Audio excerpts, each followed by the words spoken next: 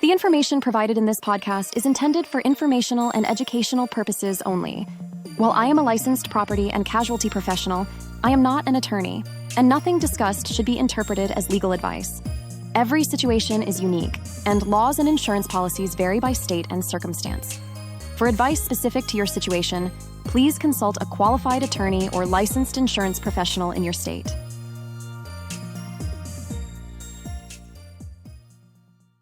Hello, everyone, and welcome to Q&A Weekend, where I answer your questions straight from the comments section of our Property Talk podcast episodes.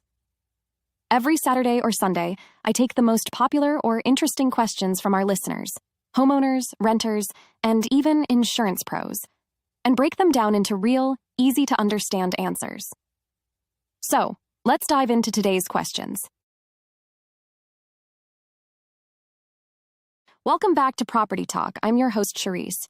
Today's Q&A episode is inspired by questions that came directly from my podcast episode, How to Protect Your Holiday Presents from Car Thieves. I always say this, the comment section is where the real education happens. So let's dive into two great questions I received from renters who were thinking ahead and trying to protect their belongings. Question 1, from @Lorraine-P-2025. Does renter's insurance cover items you have stored at a U-Haul storage facility under off-premises coverage? Yes, renter's insurance often does cover items stored in a U-Haul or similar storage facility, but there are important limits and conditions you need to understand. Here's how it works in plain English. Most renter's insurance policies include off-premises, personal property coverage. That means your belongings are typically covered even when they're not inside your apartment, including items kept in a storage unit. However, that coverage is usually limited. In many policies, items stored off-premises are covered at a percentage of your personal property limit, commonly around 10%. So if your renter's policy has $30,000 in personal property coverage, items in storage may be capped around $3,000. Some policies offer higher limits, and others allow you to increase that amount with an endorsement. Coverage is also subject to the cause of loss, fire, theft, vandalism, etc., your deductible, and special limits for high-value items like jewelry, electronics, or collectibles. There are also situations where coverage may not apply, such as flood damage inside the storage unit, pests, or long-term moisture issues. Those are commonly excluded. Why does this matter?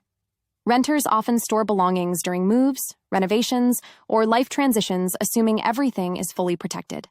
Understanding off-premises limits ahead of time prevents coverage surprises later. Ask your agent, what percentage of my personal property applies to items in storage? Can I increase off-premises coverage if I'm storing items long-term? Are there exclusions specific to storage units I should know about? Okay, let's move on to question 2, from @ASAP-TechTemp. What if you had a pod rental to store excess items on-site at the apartment complex? I paid for pod insurance. Did I double pay? Could my renter's insurance have covered my stuff?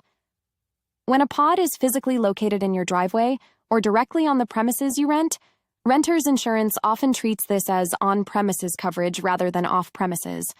In plain English, your belongings may be covered the same way they would be if they were inside your apartment. Why location matters. Insurance policies care deeply about where property is located. When the pod is in your driveway, on the apartment complex grounds, or temporarily used while you're still occupying the unit, it's often considered part of the insured location. That means your full personal property limit may apply, not just the reduced off-premises percentage, subject to the same deductible and covered perils. So did you double pay?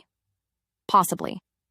If your renter's policy was active, the pod was on-site, and your policy didn't exclude temporary containers, there's a strong chance your renter's insurance already followed your belongings.